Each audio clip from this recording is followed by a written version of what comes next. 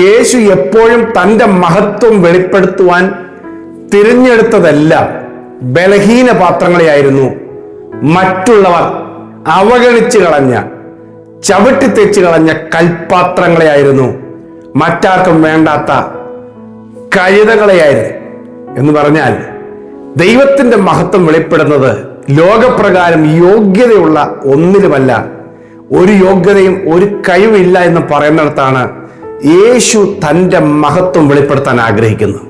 ഇന്നത്തെ ശാലോം സന്ദേശത്തിൽ കർത്താവ് തരാൻ ആഗ്രഹിക്കുന്ന ദൂത് ഇതാണ്: നിങ്ങളുടെ പോരായ്മയും നിങ്ങളുടെ കഴിവുകേടുകളും നിങ്ങളുടെ ബലഹീനതകളും ആണ് മറ്റുള്ളവർ നിങ്ങളെ അവഗണിക്കാൻ കാരണമെങ്കിൽ ആ കാരണം തന്നെ മതി കർത്താവിന് നിങ്ങളെ ഉപയോഗിക്കുവാൻ ആവശ്യമായിരിക്കുന്ന യോഗ്യതയും. ഹല്ലേലൂയ. സഹോദരങ്ങളെ, മറ്റുള്ളവർ മാറ്റി നിർത്തിയാൽ, അവഗണിച്ചാൽ, ചവിട്ടിത്തേച്ചാൽ നിരാശപ്പെടേണ്ട. കർത്താവിന് നിങ്ങളെ ഉപയോഗമുണ്ട്. ഹല്ലേലൂയ. ആമേൻ. യേശു കാനാവിൽ വന്നിട്ട്, ഗലീലിലെ കാനാവിൽ വന്നിട്ട്, ഒരു വിവാഹ ഭവനത്തിൽ വന്നിട്ട് അവിടെ വീഞ്ഞ് തീർന്നു പോയ സമയത്ത് യേശു പറഞ്ഞൊരു കാര്യമുണ്ട്: ഈ കൽപാത്രങ്ങളിൽ വെള്ളം നിറയ്ക്കുവീൻ. യോഹന്നാന്റെ സുവിശേഷം 2:7 ഈ കൽപാത്രങ്ങളിൽ വെള്ളം നിറയ്ക്കുവീൻ എന്ന് പറഞ്ഞു. അവർ വാക്കോളം നിറച്ചു. കൽപാത്രം അത് വെളിയിൽ സൂക്ഷിക്കുന്നതാണ്, പൊതുസ്ഥലത്ത് വീടിനകത്ത് സൂക്ഷിക്കുന്ന ഒരു പാത്രമല്ല. അത് ആളുകൾ കാല് കഴുകാൻ ഉപയോഗിക്കുന്ന ഒരു പാത്രമായിട്ടാണ് കണക്കാക്കുന്നത്. എന്നാൽ വീഞ്ഞ് ഏറ്റവും വിലയേറിയ പാനീയമാണ്. ഏറ്റവും വില കൂടിയ പാത്രങ്ങളാണ് അത് സൂക്ഷിക്കുന്നതും കൊടുക്കുന്നു.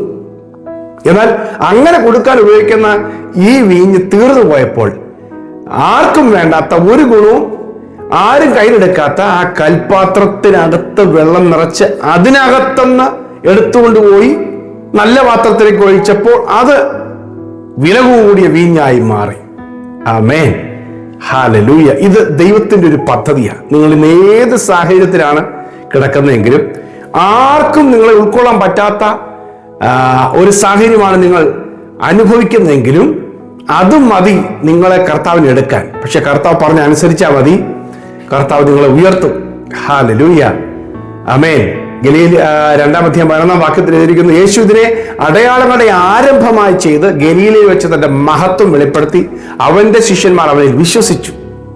ദൈവത്തിന്റെ മഹത്വം വെളിപ്പെടുത്താൻ ദൈവം തിരഞ്ഞെടുക്കുന്നത് മനുഷ്യൻ അവഗണിച്ചു കളയുന്ന, പ്രയോജനമില്ല എന്ന് കണ്ട് മാറ്റി നിർത്തുന്ന കൽപാത്രങ്ങളെ ആയിരിക്കും. അല്ലെങ്കിൽ പൊതുവിൽ കൊണ്ടുവന്ന് അഭിമാന വിഷയമെന്ന് പറയാൻ പറ്റാത്ത ചില കാര്യങ്ങളുണ്ടല്ലോ, അവരെ കൂടെ കൊണ്ടു നടന്നാൽ നമ്മളും നാറും, അല്ലെങ്കിൽ നമ്മളും ചീത്തപ്പേരുണ്ടാകും എന്നൊക്കെ പറയുന്നില്ലേ. ഇതിനെ ആയിരിക്കും കർത്താവ് കൂടെ കൊണ്ടു നടക്കാൻ ആഗ്രഹിക്കുന്നത്. ഒരു വലിയ ഉദാഹരണമല്ല, യേശുവിന്റെ ശിഷ്യന്മാർ മിക്കവരും മീൻപിടുത്തക്കാരായിരുന്നു. സമൂഹ അക്കാലത്ത് ഏറ്റവും വെറുത്ത ഒരു ജോലി, അല്ലെങ്കിൽ ഏറ്റവും കുറഞ്ഞ ഒരു ജോലി മത്സ്യബന്ധനവും, ഏറ്റവും വെറുത്ത ഒരു ജോലി ടാക്സ് കളക്ട് ചെയ്യുന്നു, ചുങ്കം പിരിവുകാരും ഗുണ്ടക്കാരും ഒക്കെയാണ്. അപ്പൊ അവരിൽ നിന്നാണ് യേശു ശിഷ്യന്മാരെ തിരഞ്ഞെടുത്തത്. എന്തൊരു അത്ഭുതകരമായ കാര്യമാണ്. ആ നാട്ടിൽ എത്രയോ ഭക്തന്മാരുണ്ട്, പരീക്ഷന്മാരുണ്ട്, പള്ളി പ്രമാണിമാരുണ്ട്, ശാസ്ത്രിമാരുണ്ട്, വചനം അറിയാവുന്നവരുണ്ട്. പക്ഷേ ശിഷ്യന്മാരായി തിരഞ്ഞെടുത്ത 12 പേരെ, പ്രധാന ശിഷ്യന്മാരെ, ഇവരെ ആരും ഉൾപ്പെടുത്തിയില്ല. മറിച്ച് മുക്കുവന്മാരായിട്ടുള്ള ആളുകൾ, ടാക്സ് കളക്ടേഴ്സ്, അതുപോലെയുള്ള സാധാരണക്കാരായ ആളുകളെ കർത്താവ് തിരഞ്ഞെടുത്തു. എന്തിനു വേണ്ടിയെന്നറിയാമോ? എന്നാലേ അവന്റെ മഹത്വം വെളിപ്പെടുത്താൻ അർഹത ഉണ്ടാകുകയുള്ളൂ. ഇല്ലെങ്കിൽ അവർ പറയും, ഞങ്ങളുടെ കഴിവുകൊണ്ട്, ഞങ്ങളുടെ പ്രാപ്തി കൊണ്ട് കർത്താവിന് ഇങ്ങനെയുള്ളവരെ വേണ്ടെന്ന് ചിന്തിക്കുമ്പോൾ എന്നെയും നിങ്ങളെയൊക്കെ ദൈവം തഴയുമല്ലോ എന്ന് ചിന്ത വരും. ഇല്ല, എനിക്കും നിങ്ങൾക്കും ദൈവസന്നിധിയിൽ ദൈവത്തിന് എന്നെ മാറ്റം വരുത്താൻ കഴിയും, ദൈവത്തിനോട് മഹത്വം വെളിപ്പെടുത്താൻ ഉണ്ട് എന്നുള്ളതിന്റെ സാക്ഷ്യത്തിന് വേണ്ടിയാണ് കർത്താവ് അവരെ തിരഞ്ഞെടുത്തത്. ഹല്ലേലൂയ. ആമേൻ. മത്തായി സുവിശേഷം 21 യേശു യെരുശലേമിലേക്ക്, triumphal entry of Jesus Christ, Yeshu ക്രിസ്തുവിന്റെ ഒരു രാജാവായിട്ടുള്ള രംഗപ്രവേശം, പ്രതീകാത്മകമായി യെരുശലേമിലേക്ക് രാജാവായിട്ട് വരുന്നതിന് വേണ്ടി യേശു വരുമ്പോൾ ഒരു പ്രവചന നിവൃത്തിയായിട്ട് ഒരു കഴുതയുടെ പുറത്താണ് വരുന്നത്. അത് 21 മത്തായി 21 ഒരിക്കലും ആരും കയറിയിട്ടില്ലാത്ത ഒരു കഴുതയുടെ പുറത്ത്, കുതിരപ്പുറത്ത് അല്ലെങ്കിൽ തേര് ആയിട്ട് ഒന്നുമല്ല വരുന്നത്. കർത്താവ് ഒരു കഴുതക്കുട്ടി, ആരും എന്ന് പറഞ്ഞാൽ ആർക്കും വേണ്ടാതെ പുറത്ത് കെട്ടിയിരുന്ന കഴുത. ആർക്കും വേണ്ട എന്ന് പറഞ്ഞാൽ കർത്താവ് ആരൊക്കെ മാറ്റി നിർത്തിയിരിക്കുന്നു. പക്ഷെ ആ കർത്താവിന് ആ കഴുതയെ ആവശ്യമുണ്ടായിരുന്നു. ആളുകളൊക്കെ ആ കഴുത നടന്നു വരുമ്പോൾ മരച്ചില്ലകളും തങ്ങളുടെ വസ്ത്രങ്ങളൊക്കെ റോഡിൽ വിരിച്ച് ആ കഴുത അതിലൂടെ ചവിട്ടി വരാനായിട്ട് വലിയൊരു അംഗീകാരം ഒരുക്കി കൊടുക്കുകയാണ്. നോക്കിയ പ്രിയമുള്ളവരെ, കർത്താവിന് ആവശ്യമുണ്ട് തൻ്റെ മഹത്വത്തെയും ഇനി യേശു വരുന്നത് ഒരു പ്രസംഗകനായിട്ടോ പ്രവാചകനായിട്ടല്ല, യേശു രാജാവായിട്ടാണ് വരുന്നത്. അപ്പൊ അങ്ങനത്തെ ഒരു പദവിയിൽ വരുമ്പോൾ അതിനെ വാഹനമായി തിരഞ്ഞെടുത്തത് ഒരു കഴുതയായിരുന്നു, ഒരു പെൺകഴുതയായിരുന്നു. ഹല്ലേലൂയ! എത്രയോ വലിയ കാര്യമാണ് എൻ്റെ പ്രിയ സഹോദരങ്ങളെ. നമ്മളെ കർത്താവിന് ആവശ്യമുണ്ട്, നിങ്ങളെ കർത്താവിന് ആവശ്യമുണ്ട്. തൻ്റെ രാജകീയ മഹത്വം വെളിപ്പെടുത്തുവാൻ നിങ്ങളെ, ആർക്കും വേണ്ടാതെ അവഗണിക്കപ്പെട്ട് പുറത്തു കിടക്കുന്ന നിങ്ങളെ, എന്നെ ദൈവത്തിന് ആവശ്യമുണ്ട്. നിങ്ങൾ വിശ്വസിക്കാൻ പറ്റുമോ? നിങ്ങൾ ഏത് സാഹചര്യത്തിൽ കിടന്നാലും, എത്ര കെട്ടപ്പെട്ട് കിടന്നാലും, ഒരു ദിവസം നിങ്ങളെ വിളിക്കാൻ ദൈവം ആളയക്കും. നിങ്ങളുടെ ബന്ധനങ്ങൾ അഴിയും. യോസഫിനെ കാരാഗ്രഹത്തിൽ നിന്ന് പുറത്തു കൊണ്ടുവന്ന് മിസ്രൈമിൽ മന്ത്രിയാക്കിയ ദൈവം നിങ്ങളെയും വിളിക്കും. ആമേൻ. തക്ക സമയമാകുമ്പോൾ. ഹല്ലേലൂയ! അപ്പൊ ഇതാണ് ദൈവത്തിന്റെ പദ്ധതി. ദൈവം വിളിക്കും, ദൈവം പുറത്തു കൊണ്ടുവരും. കെട്ടപ്പെട്ടവനെ കർത്താവിന് ആവശ്യമുണ്ട്. മൊർദെഖായി എന്ന് പറയുന്ന മനുഷ്യൻ പേർഷ്യൻ രാജ്യത്തിന്റെ ഒരു വാതിൽപ്പടിയിരിക്കുന്ന ഒരു സാധാരണക്കാരനായ മനുഷ്യനായിരുന്നു. പക്ഷെ ഒരു ദിവസം അവൻ ദൈവത്തെ മാത്രമേ ആരാധിക്കുകയുള്ളായിരുന്നു. ഒരു ദിവസം അവനും വിളി വന്നു.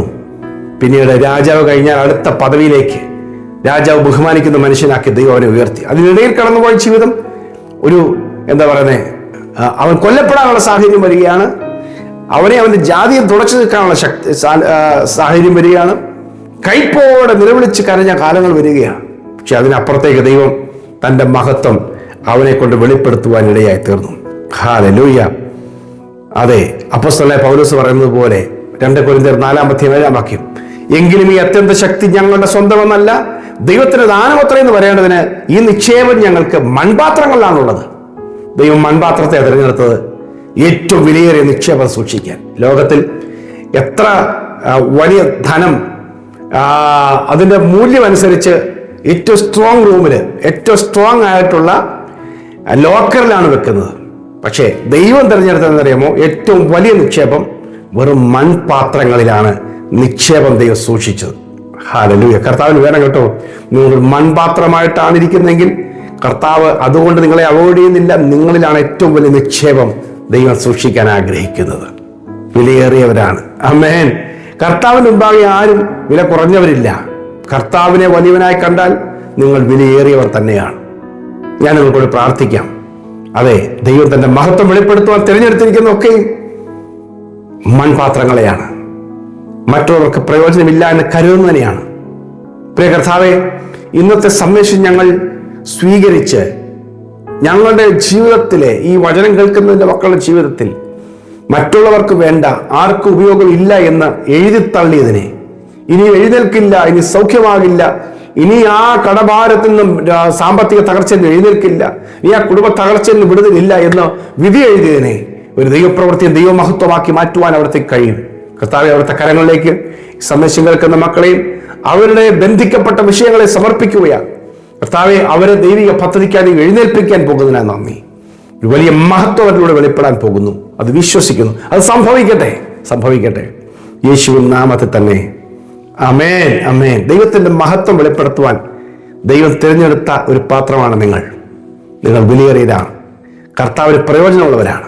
ദൈവം നിങ്ങൾ ഉപയോഗിക്കട്ടെ. കുറെ പേർക്ക് സന്ദേശം അയച്ചു കൊടുക്കണം. God bless you. Have a glorious day.